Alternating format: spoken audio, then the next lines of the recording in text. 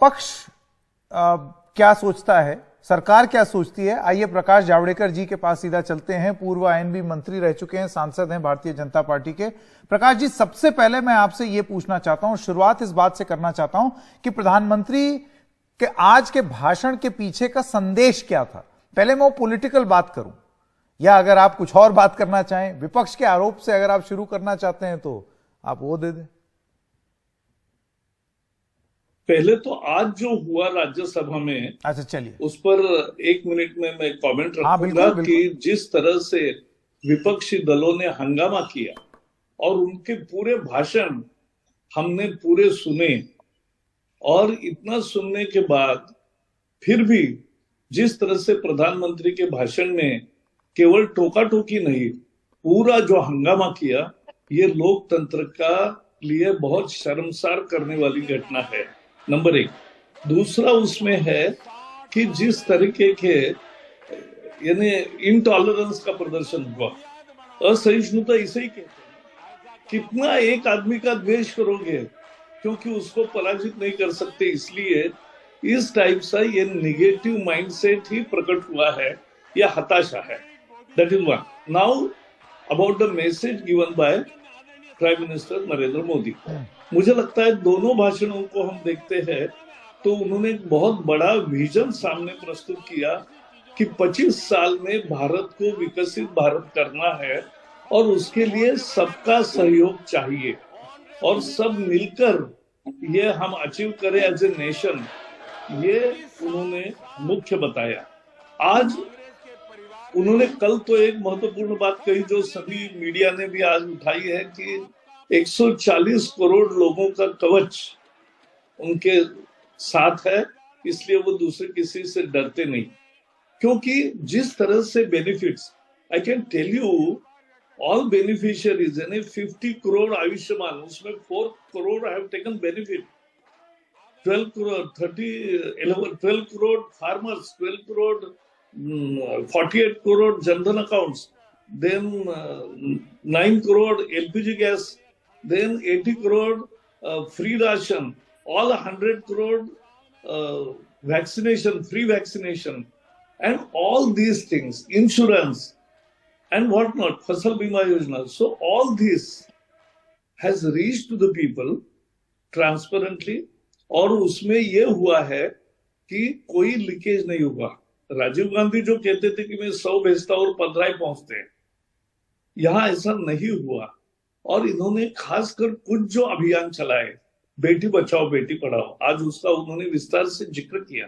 नहीं वो कि नारी सशक्तिकरण माने क्या, तो नारी सशक्तिकरण माने पहले तो स्कूल में टॉयलेट, घर में टॉयलेट, फिर उसको रोजगार का अवसर, मुद्रा लोन, उनके नहीं, ये आपकी बात से मैं सहमत हूं प्रकाश जी, जो आप उसी बात का उल्लेख कर रहे हैं जो प्रधानमंत्री ने बोला। लेकिन यहाँ पर जो सवाल मैं पूछना चाहता हूं वो ये है कि विपक्ष किस बात को लेकर के आप पर हमलावर हुआ और प्रधानमंत्री की आज तो बोलने भी नहीं दिया।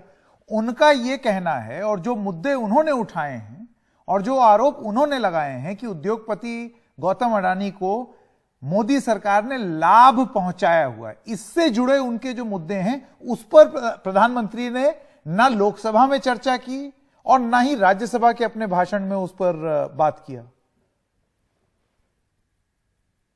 देश में हजारों कंपनियां हैं और हजारों कंपनियों का मैजिकल ग्रोथ भी हुआ है उनके बिजनेस सेंस से।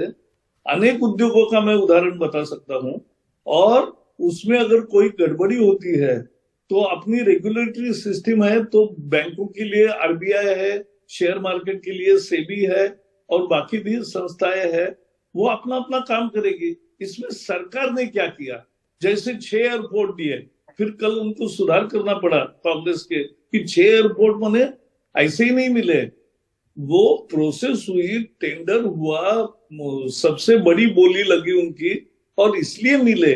और ये जो है ना कि इनको अनुभव कहा है, अरे कमाल है, अनुभव में अनेक चीजों का पहले युवाओं को जो नौकरी के लिए बुलाते, आपको अनुभव क्या है, अरे अनुभव नहीं है लेकिन मेरी हुनर है, मेरा कौशल है, मेरा शिक्षा है, उसी के आधार पर तो चलते हैं। और एक बिजनेस सेंस होता है। तो ये प्राइवेट कंपनी का मुद्दा, सरकार ने क्या दिया ये बताओ। अच्छा, अपोजिशन वाले कोर्ट में राफेल का केस हार गए, कोर्ट में वो फिर से खदेड़ना चाहते थे गुजरात दंगे का, वो केस हार गए, पेगासस का केस वो हार गए। अब उनको कोर्ट ने कहा पब्लिक माफी मांगते हैं और फिर दूसरे दिन उल्टा बोलते हैं। तो इसको क्या करेंगे? ये बेशर्मी की हद है। मैं ऐसे शब्द यूज नहीं करता, लेकिन फैक्ट है। तो ये जो हुआ है, ये सबसे बड़ी कठिन चुनौती है। देश में ऑपोजिशन को क्यों नहीं समझता कि अरे एक आदमी 21 साल मुख्यमंत्री और प्रधानमंत्री रहता है, हर बार उसका जन समर्थन बढ़ता है और लोग उस पर विश्वास करते हैं और मेहनत की राजनीति करते हैं। यानी नवरात्रि के उपवास में अमेरिका में जाकर 100 घंटे में 50 कार्यक्रम करके फिर फ्रेश आना, और 21 साल में एक दिन की भी छुट्टी नहीं है, एक दिन भी बीमार नहीं। ये बात तो कुछ तो मेहनत की राजनीति है, प्रतिभा की राजनीति है जी, दूरदृष्टि की राजनीति है, ये तो समझना चाहिए जी। लेकिन मेरा आखिरी सवाल, प्रकाश जी, आपको लगता है कि 2024 की लड़ाई, जिसमें अब 400 से भी कम दिन रह गए हैं, उसमें थीम कांग्रेस और भारतीय जनता पार्टी ने दोनों ने अपनी अपनी तय कर दी। जहां कांग्रेस अदानी पर टिकी हुई है, वहीं भारतीय जनता पार्टी यूपीए के मुकाबले एनडीए के दौर में काम को बेहतर बताकर चुनाव लड़ने जा रही है। और किसकी थीम जीतेगी? कल ही आपने चैनल पर ही मैंने देखा, अडानी के शेयर जो निचले स्तर पे गए थे वहां से कितना ऊपर उठे। तो ये कॉर्पोरेट और ये वैल्यूएशन की बात करते हैं अमेरिकी, आपको भी इकोनॉमिक्स का पता है।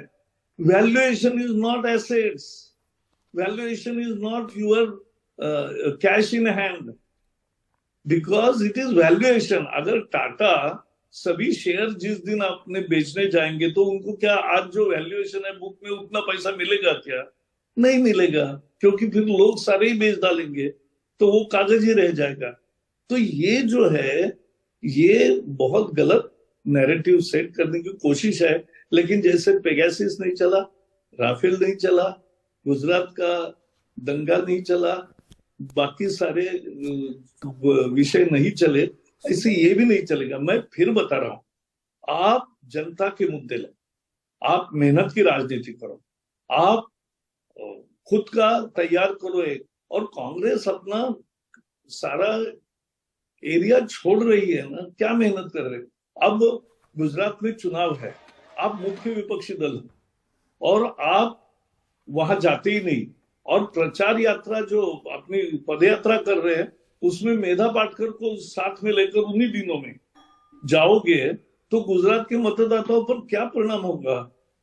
तो ये हुआ, आज कितने 15 सीटें केवल एमएलए की रह गई, और महाराष्ट्र में वो जाते हैं तब वो सावरकर का विषय निकालते हैं।